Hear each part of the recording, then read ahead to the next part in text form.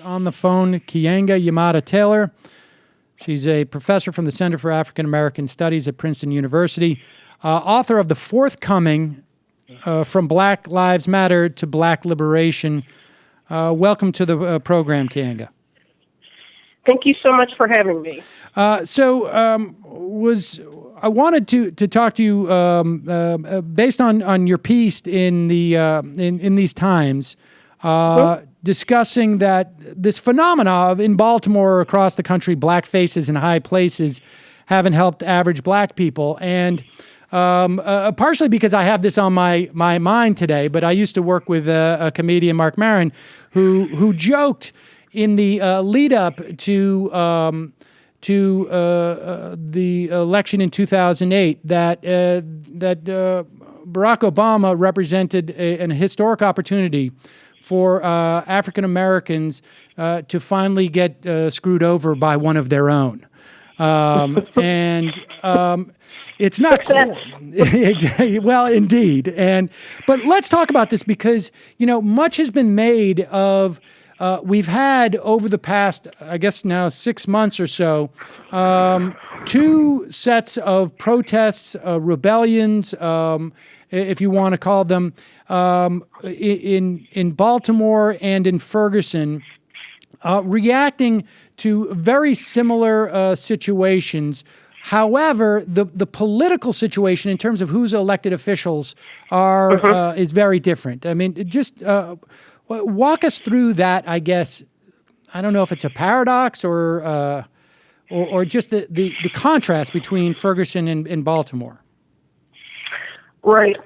Well, one of the things that I wrote in the article was to really highlight the distinction between the situation in Ferguson and that in Baltimore. Whereas in Ferguson, we had it was in many ways a hearkening back to the dynamics of the Jim Crow South, even, where you have this white-dominated political apparatus, including the police force, sort of overlording a predominantly black civilian population.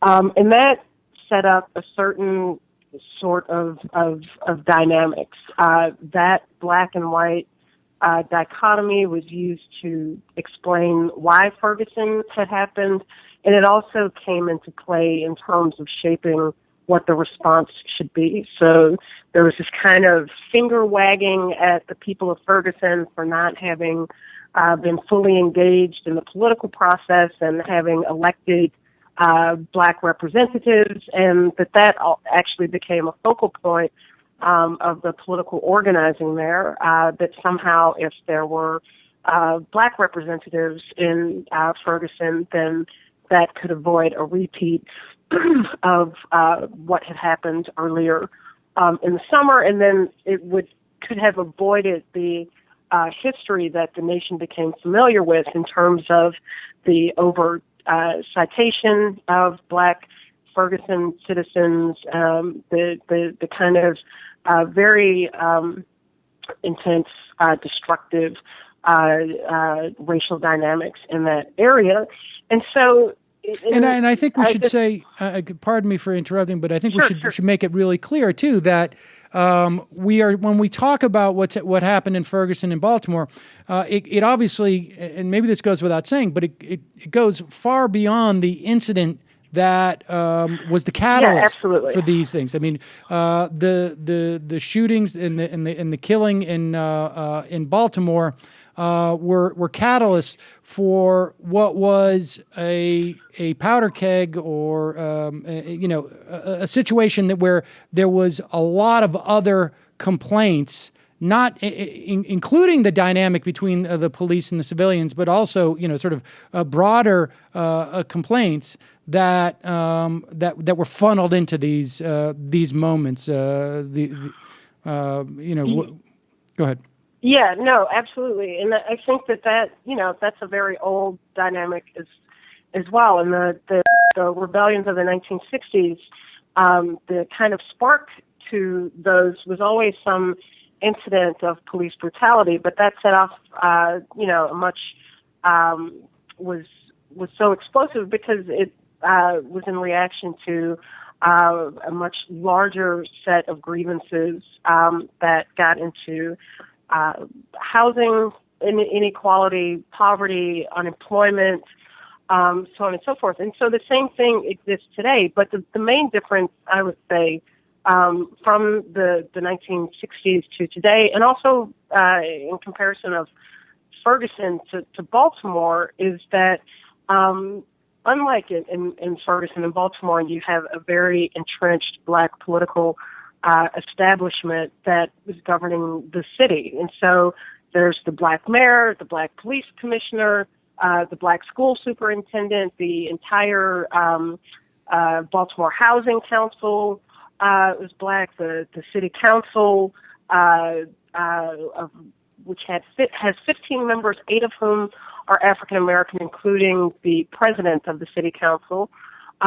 So you have a fairly new dynamic, I think, in black politics, where it's no longer ordinary black people facing off against, these kind of corrupt white political machines, as was the case in the 1960s, but you have African Americans facing off against black elected officials, a black managerial class that really is in charge of many of the institutions in major American cities.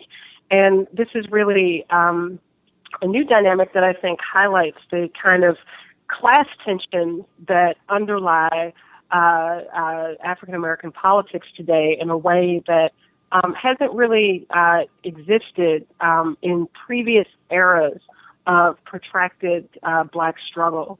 Do you think that? Yeah. Let me ask you that. I mean, because you cite in your piece that, and there's a certain sort of, I guess, irony to this, that this is the 50th anniversary of the Voting Rights Act, and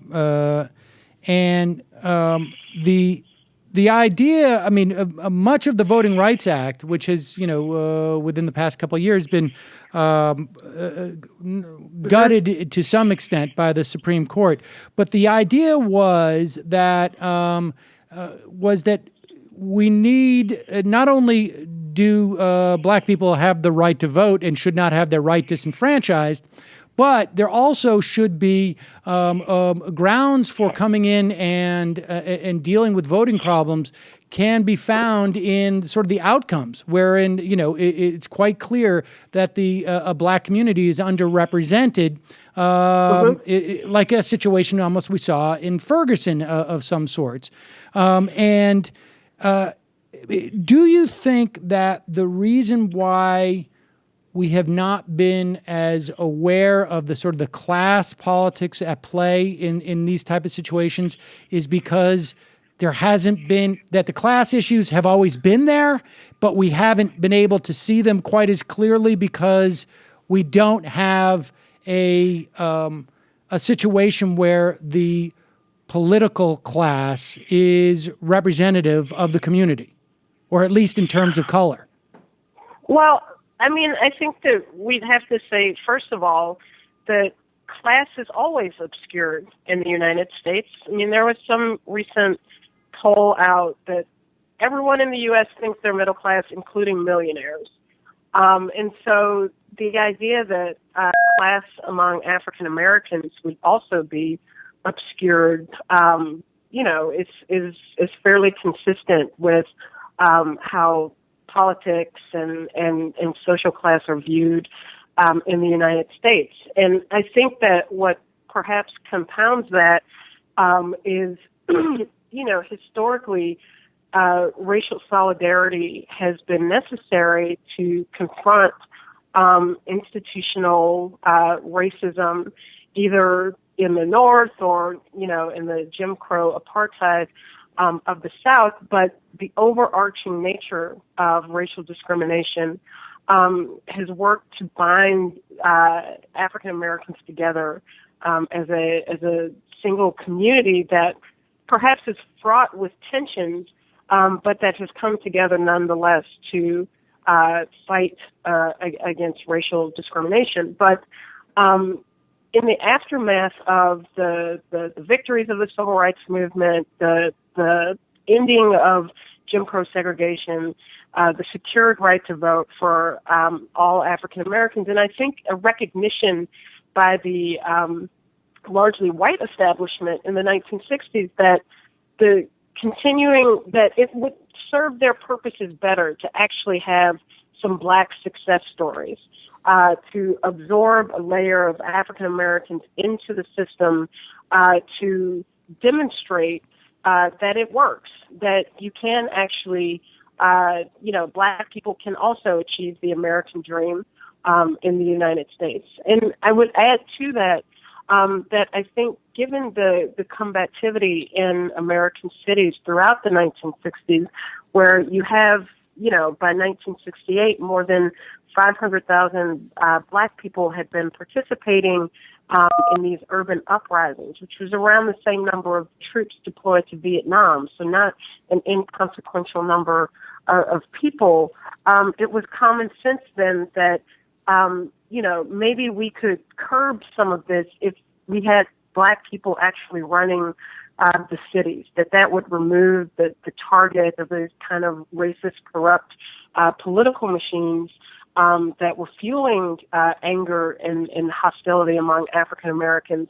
That if we had, them in charge, if we expand access to college, we expand access to home ownership, we allow some people to move to the suburbs, and we actually open up some space for some people to succeed, then it can blunt this unrelenting critique that somehow the American system of governance, democracy, can't work for everyone.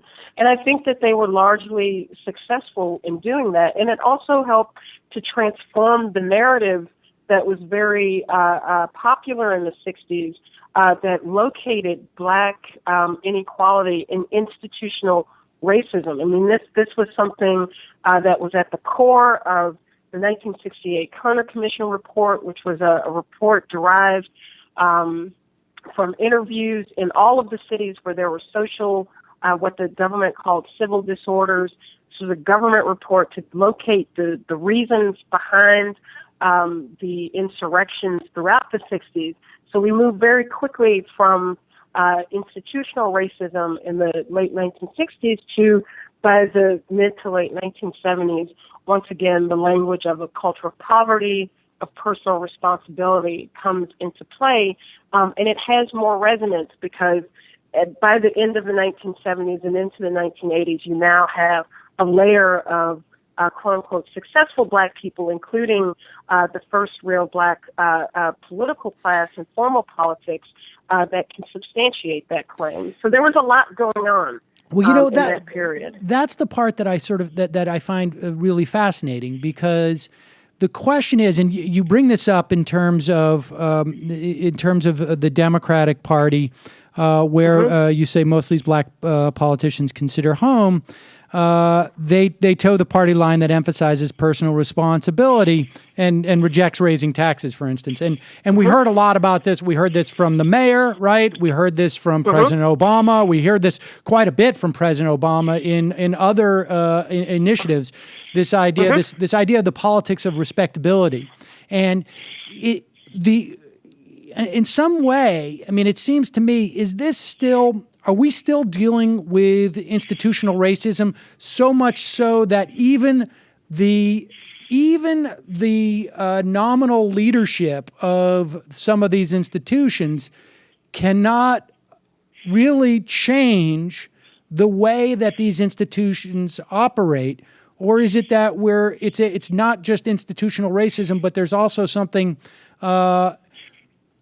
institutional racism has left us a legacy of class disparity that these institutions now sort of still behave in the same way because of the class disparity. Does that make sense? Well, I think that's true, but we can't remove race out of it. And so if you look at, there are two things. One is institutional racism doesn't mean that it's intractable and inexplicable, it means that the federal government has very little commitment to enforcing its own laws as a way to root it out. And so we know that Wells Fargo, for instance, which is a very important example for Baltimore, because Wells Fargo settled a class action lawsuit that had alleged that the bank had participated aggressively in subprime lending and steering African Americans who would otherwise have qualified for prime loans into subprime loans, exacerbating the housing crisis in Baltimore. Now, the penalty that they incurred for that was quite small, and it was $175 million. For a bank is chump change. And there are no further penalties. And so when we also see, J.P. Morgan, all of these banks, the largest banks in the United States, who were engaged in exploitative and predatory practices, and that the federal government did very little to actually punish them for that. And so those are the conditions that allow institutional racism to flourish, and to measure that and how that it continues to have an impact on African Americans, even across class lines. You look at something like college graduates. Black college graduates are still twice as likely to be unemployed as white college graduates. In every measure, African American men with no conviction are more, or I should say it the other way, that white men with a conviction are more likely to be called back for a job than black men with no conviction. And so on down the line, even where class comes into play, race compounds that and still creates these disparities for African Americans, regardless of class, so that there still has to be a fairly rigorous regime around enforcing anti-discrimination law, anti-discrimination law, and that remains really at the heart of the inability for the U.S. to get around this issue of institutional racism, is a complete reluctance to enforce its own laws on the books. But let me ask you, in terms of the banks, I mean, the anti-discrimination example in terms of employment resonates. In terms of the banks, I mean, this is, it seems to me that is also sort of like, to a certain extent, it's more class compounding sort of an outcome that turns out to be devastating to that community, because we know also, frankly, that the banks haven't been punished for defrauding their investors. You know what I mean? I mean, so the mortgage fraud continues in many respects, and it certainly, it seems to me, cuts across racial lines. Without a doubt, the banks, there was a lot of money in those subprime fees, and so they would go in there and there was sort of almost like a pent-up demand also, I think, for credit in the black communities, because you had, for a long time, these places were redlined and couldn't get any credit whatsoever. And so the sort of the level of desperation was played upon, I think, so that you could get much more onerous terms and terms that would enrich the banks more. But, when I guess, particularly in the context of Baltimore, one of the things that really shocked me was the story about how poorly lead, for instance, had been remediated in these in this particular community. Freddie Gray and his sister had lead poisoning, and I read, and I can't recall where I saw this figure, but at the time that they had lead poisoning, there was about 13,000 other kids who were found to have lead poisoning, and had the survey been done in the way that it's done today, the number would have been more like 30,000. That's really stunning. That seems to me to be, one, a function of the community being living in poverty, but two, also no political power to overcome the fact that it's a community in poverty. In other words, like I think it's conceivable to me there'd be the lead wouldn't be remediated as quickly in a similarly situated white community, but there would be more response by the government to the failure to remediate that lead. No, I mean, yeah, that's an excellent example. I think of how race persists, even when you're talking about a disproportionately impoverished population. I think the total disregard for African American life in the United States makes situations like that more plausible in a way that even for poor white people, of which, that is the vast majority of people in the United States. And I certainly wouldn't want anyone to get the impression that, for ordinary white people, that somehow living in the United States is a cakewalk. And I think, a lot of people misunderstand that with a lot of the discussion about privilege. I mean, you can talk about that in relationship to African Americans, but on its own terms, I think anybody who's not a part of the 1% in this country is having a hard time. But in situations like this with the lead poisoning, you can see how race, in fact, works in an added way, where when you have the kind of disposability of Black life, especially for Black poor people, you can see how the state gets away with things like this, and so I think that that is part of the struggle that has to be ensued. Is that it's not just a question of addressing the material deprivation, as critical as that is, but this is why this movement has had such resonance. It is making a claim that Black lives matter, whether it is in terms of responding to police violence and police brutality, whether it's responding to this crisis of lead poisoning in Baltimore. I mean, this was supposed to be a problem of the post-war era. This is a problem of the 1960s and the 70s. That there continues to be a crisis of lead poisoning in the 21st century is an indictment, once again, of the political leadership, not just in Baltimore, but in this country as a whole. And I think even with the subprime lending, that also is indicative of the disposability of Black communities. It wasn't just that, there's pent-up demand, but when Wells Fargo talks about creating ghetto loans for mud people, that is an obviously racialized understanding of those neighborhoods and the idea of what we could get away with because of who lives in those neighborhoods.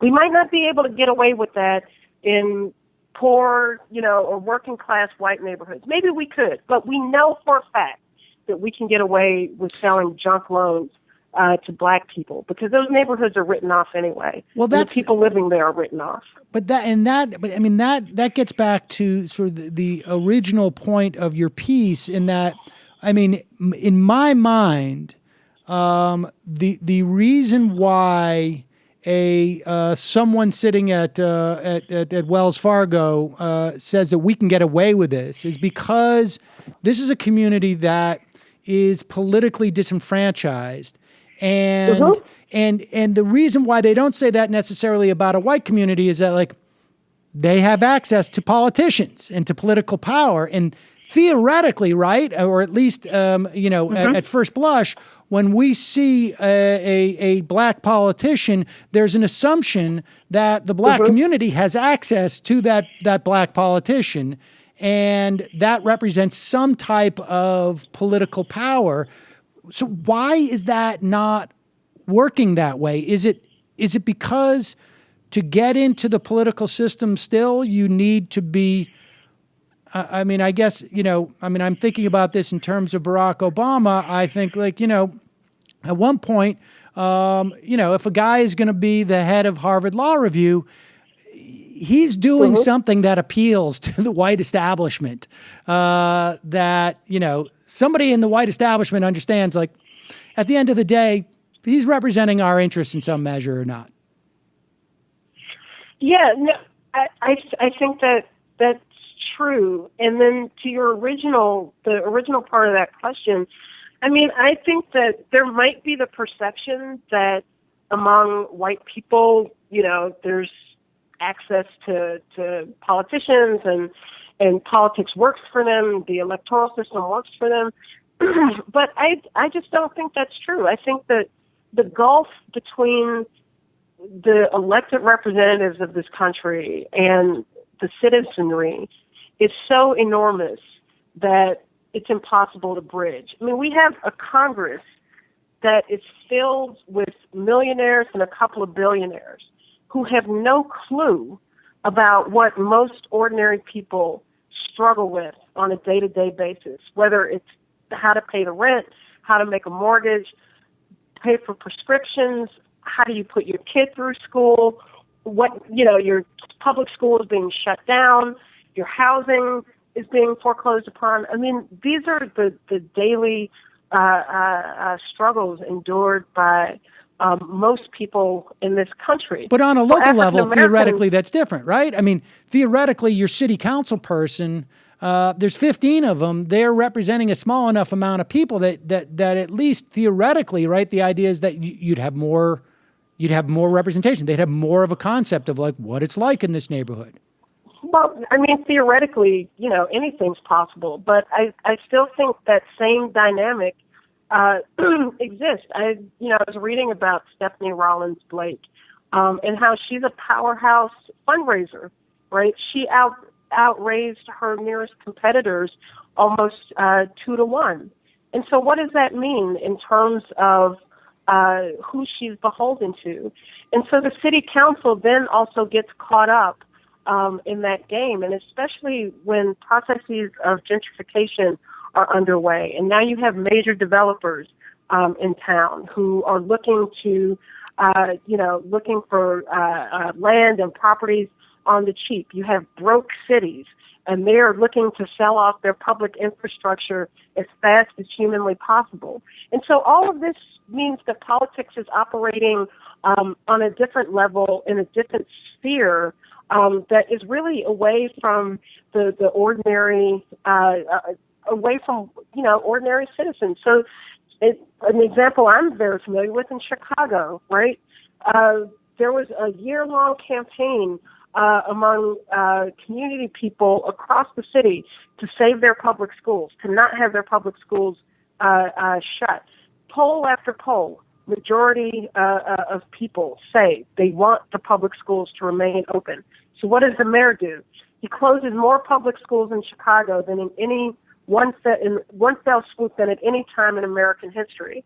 And so even on the local level, the idea that, politics is local and, we have the ear of our elected representatives is very anachronistic and not really in tune with the way that politics runs right now, which is the same dynamic as the national level, which is money talks, right. The big lenders have the most say, and that is who local representatives are, except in, the very rare cases, that's who they're oriented to. And that's why you have cities that are in such disrepair. I mean, if these local city councils and local elected officials were really, interested in the well-being of ordinary people, how does West Baltimore exist? How does the west side of Chicago exist? How does Detroit exist? How does Ferguson exist? How does East St. Louis exist? You can go on and on and on. How do these, not just pockets, but these entire swaths of communities that have been all but destroyed, how do they exist if local politicians are working in the favor of local people? So what is the answer here? If there's not, if the idea that that there's not that even on a local level with representation that ostensibly is, supposed to have more empathy, more concern, more accountability to to specific communities. I mean, what is then the answer? I mean, where does that, do we need a federal response in these situations? I mean, what becomes the answer here? Because, people have been talking about one of the benefits. I mean, when people talk about violence is never an answer, nothing good comes out of violence. Well, the reality is that the uprising in Ferguson has led to a discernible, tangible, at least in terms of representation, difference in what the local government's going to look like from elected leaders to circuit court judges and district attorneys there. I mean, that is an actual change. It just isn't necessarily. It's not necessarily going to mean anything on the ground, though. Well, the reality is that as long as we have engaged vibrant social movements, that is what actually compels politicians to act. So I guarantee you can change all of the demographics of who's running Ferguson. If there's no vibrant social movement on the ground to make those people accountable, then you'll end up very shortly with the same kinds of graft, the same kinds of insider backroom deals governing that space. You'll just have black people doing it. And there are literally 100 cities in the United States you can point to where that exact dynamic is happening, beginning with Baltimore, right? So, Baltimore is in the midst of selling off its public housing. The developer, one of the developers who is getting one of the prized towers from that sale is, lo and behold, one of Rawlings Blake's largest campaign contributors. So without the movement on the ground, it doesn't really matter, in my opinion, who's in power. They all behave in the same way. And so when we talk about how do we fundamentally change what is happening, I think it's twofold. In the long run, in the big picture, we have to think about our politics in a completely different way. Because now we have, politics is a playground for the rich and for the powerful, and the voices of regular people get excluded. On a local level, I believe that to be true. On a national level, I mean, it's going to cost $1 billion for probably $2 billion this election cycle for whoever buys the presidency. On a local level, because of the processes of gentrification, you get big money developers into local politics that have disproportionate sway over what happens. And so the way in which we hold that sort of thing in check depends upon the kinds of movements that we have on the ground, because we can see in both Ferguson and Baltimore that the rebellion, but also, before, during, and after the rebellion in Baltimore, there have been daily marches, there have been on-the-ground organizing. There is a social movement unfolding there. There's a social movement folding across the United States that, is trying to map out a different way that includes the aspirations and hopes of regular people by putting regular people on the ground and making those demands. I honestly believe that what Howard Zinn said about politics in this country, that it doesn't matter who's sitting in the White House, and we can apply that to the City Hall as well. What matters is who's sitting in. And that means that our own self-activity, our own ability to organize independently will be crucial in reshaping cities that reflect our priorities and not the priorities of the developers, of the billionaires, of the millionaires, of the privatizers, of the charter pimps, and all the rest of them. Keeanga-Yamahtta Taylor, thank you so much for your time today. Really appreciate it. Thank you for having me.